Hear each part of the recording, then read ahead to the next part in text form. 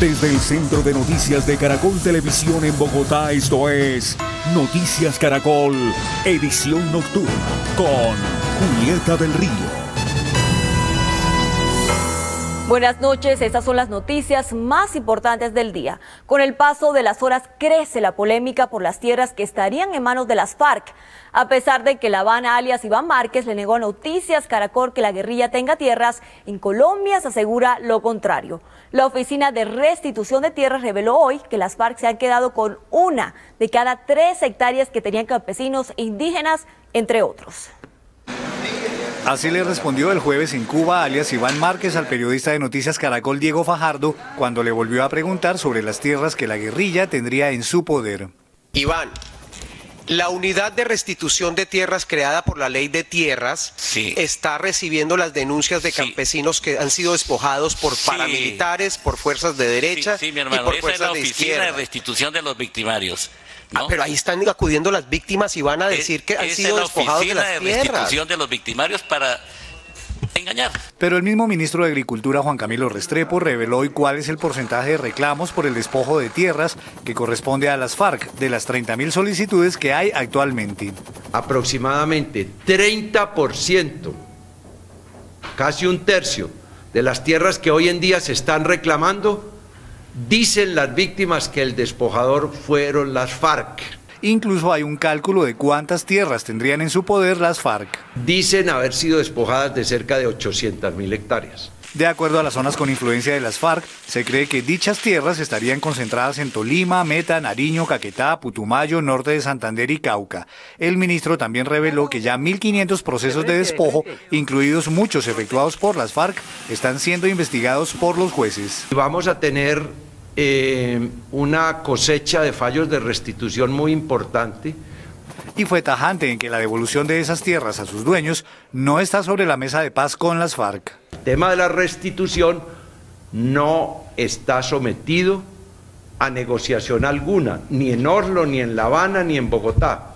El ministro explicó además que 3 de las 9 sentencias falladas por diferentes jueces se refieren a despojos de tierras adelantados por las FARC.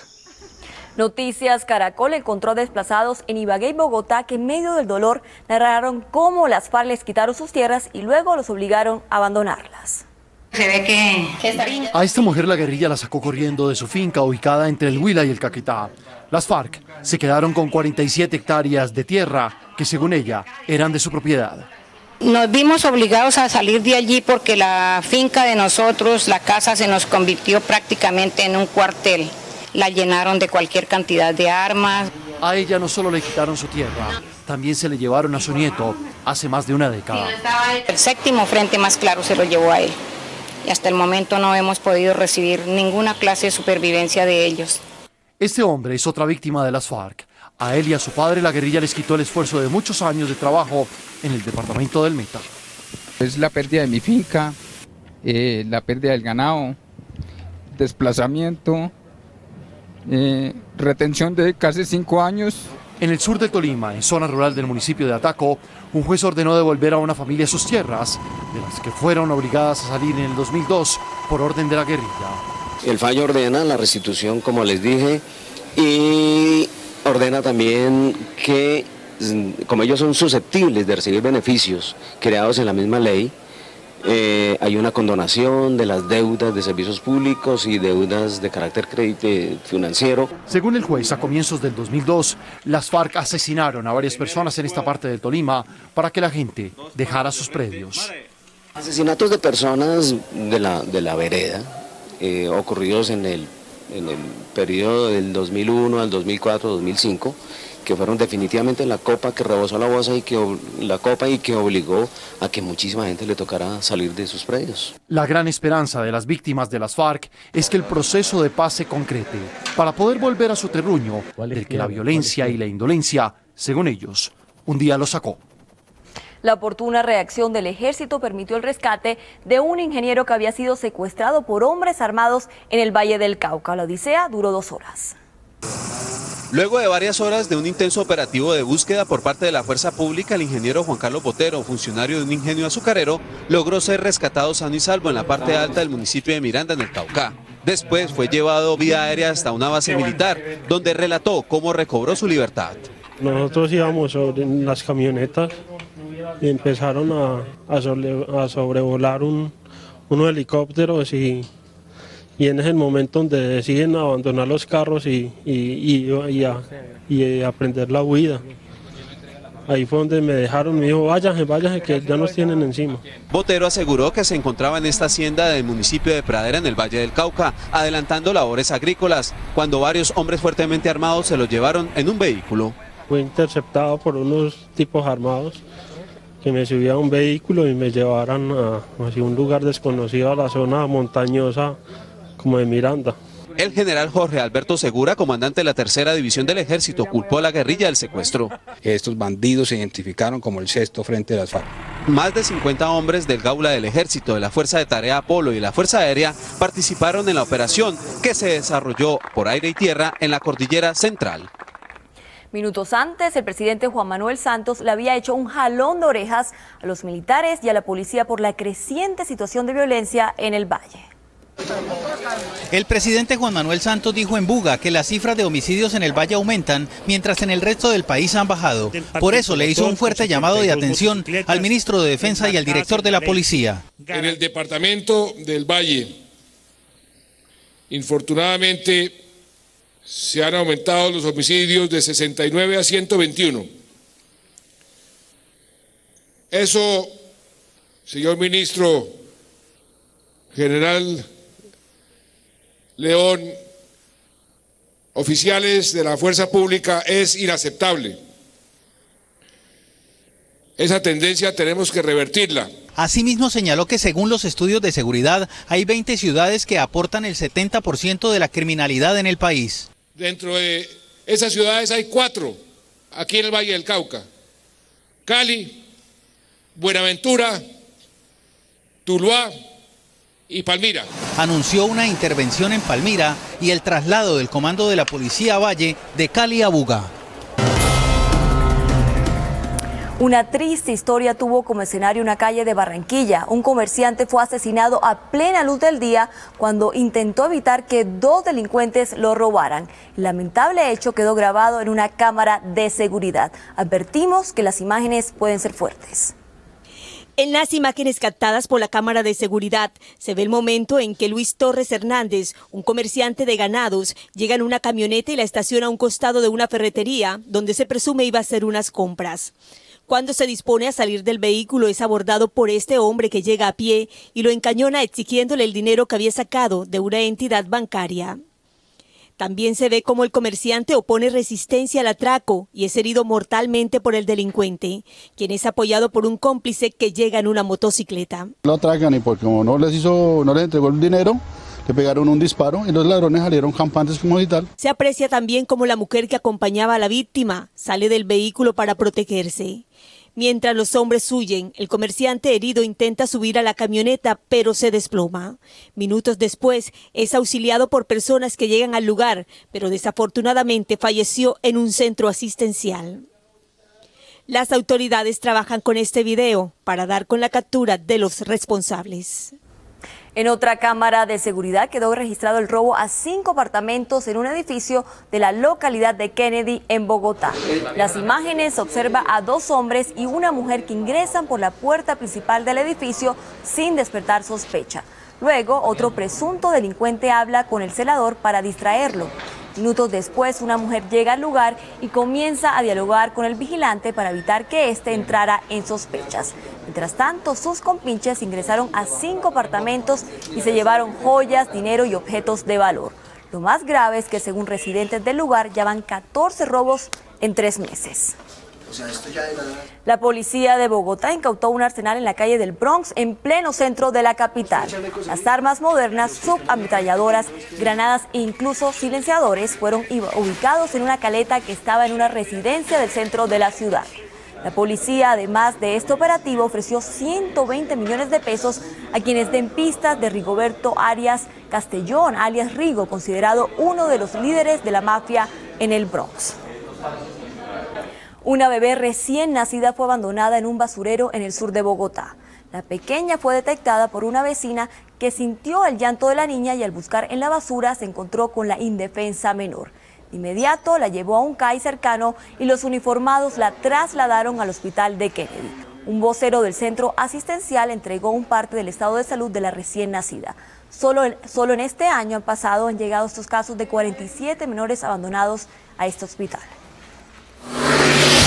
Fue valorada por los médicos, se encuentra en buen estado general de salud.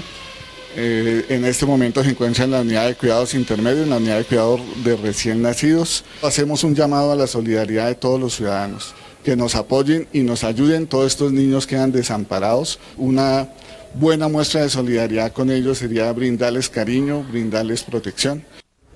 Las autoridades investigan el origen de una explosión en el gasoducto Ballena-Barranca Bermeja ocurrido en Villanueva, La Guajira. La detonación destrozó la tubería de 18 pulgadas y dejó un gigantesco cráter.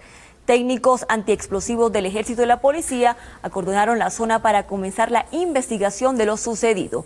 No se descarta que la explosión haya sido producto de un atentado terrorista. El volveo de gas hacia Barranca Bermeja continúa suspendido. Decenas de habitantes de Puerto Asís, Putumayo, marcharon hoy por las principales calles de esa ciudad para rechazar los constantes actos de terrorismo. En los últimos 3 días, la detonación de 3 artefactos explosivos dejaron una niña de 17 años lesionada y millonarias pérdidas materiales. La Armada Nacional activó controladamente una granada de fragmentación que había sido abandonada frente a un centro de nutrición infantil en el municipio del Charco, Nariño.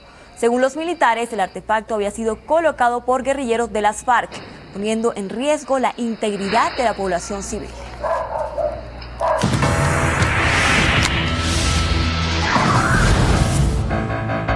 La frase del día la pronunció el vicepresidente Angelino Garzón, quien rechazó la forma en que el expresidente Álvaro Uribe arremetió en Twitter contra el jefe del equipo negociador del gobierno, Humberto de la Calle. Garzón le mandó un mensaje a Uribe para que modere sus palabras. Yo creo que cuando tenemos lengua, este don divino que Dios nos dio, tenemos que ser cuidadosos con la lengua y obviamente con los términos. Y yo lo que pediría es que, por más oposición que se haga al gobierno nacional, seamos cuidadosos con el lenguaje.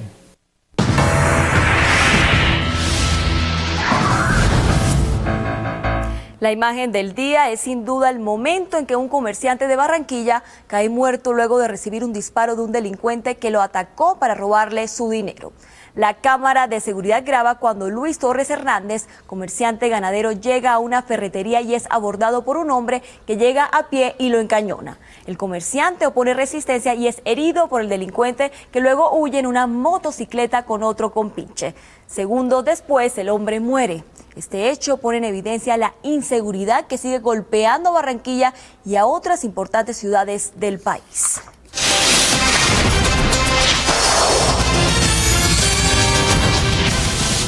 Mucha atención, un enfrentamiento entre reclusos y autoridades dejaría al menos 54 muertos en una cárcel de Venezuela, según el diario El Universal de Caracas. Según el reporte periodístico, unidades militares iniciaron a las 10 de la mañana de este viernes una requisa en el centro penitenciario de la Uribana en el estado Lara, pero se encontraron con la resistencia de los reclusos, que desencadenaron en un fuerte enfrentamiento que, además de los 54 muertos, deja casi 90 heridos que son llevados al hospital de Barquisimeto. Entre los muertos está un guardia y 2 pastores evangélicos que estaban en el penal a la hora de empezar los enfrentamientos. A esta hora, las autoridades tratan de tomar el control del penal.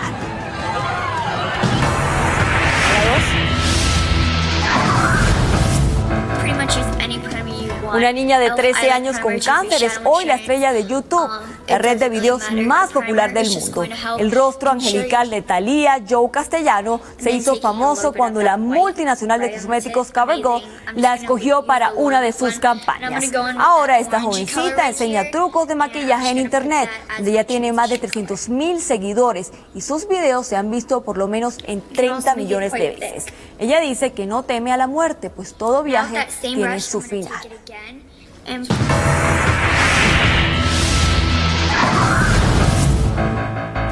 Bienvenidos a la información económica. Una cifra récord de más de 20 millones de colombianos llegaron a los bancos del país hasta el tercer trimestre del 2012 para tener al menos un producto financiero. La revelación fue hecha por Asobancaria al dar a conocer las cifras de clientes bancarios el año pasado. Entre los productos a los que han acudido los colombianos se destacan las cuentas de ahorro, que son utilizadas por más de 19 millones de personas, seguido de las tarjetas de crédito y los préstamos de consumo. Aunque el dólar todavía se encuentra en precios bajos, esta semana logró recuperarse un poco de la caída que ha presentado desde mediados de diciembre. De cierta forma, esto ha tranquilizado a los exportadores colombianos en los últimos 5 días, quienes también están atentos a la reunión de la Junta Directiva del Banco de la República del próximo lunes, a la que piden mayores actuaciones para subir el precio del dólar. La moneda ganó en la semana que termina más de 10 pesos. Y finaliza la semana con un balance muy positivo para la bolsa colombiana, que se benefició de las ganancias que tuvieron las acciones petroleras. El índice general subió un 0,62%, la acción más valorizada fue Petrominerales y la más negociada Pacific Rubiales. El índice Data IFX cerró en 1.780 pesos con 37 centavos y hasta el lunes regirá una tasa oficial del dólar de 1.779 pesos con 25 centavos. Recuerde visitar datayfx.com con la información económica en tiempo real. Y gracias a nuestros televidentes en Colombia y en todos los países que reciben nuestra señal a través de Caracol Internacional. Lo que usted no vio, véalo en www.noticiascaracol.com.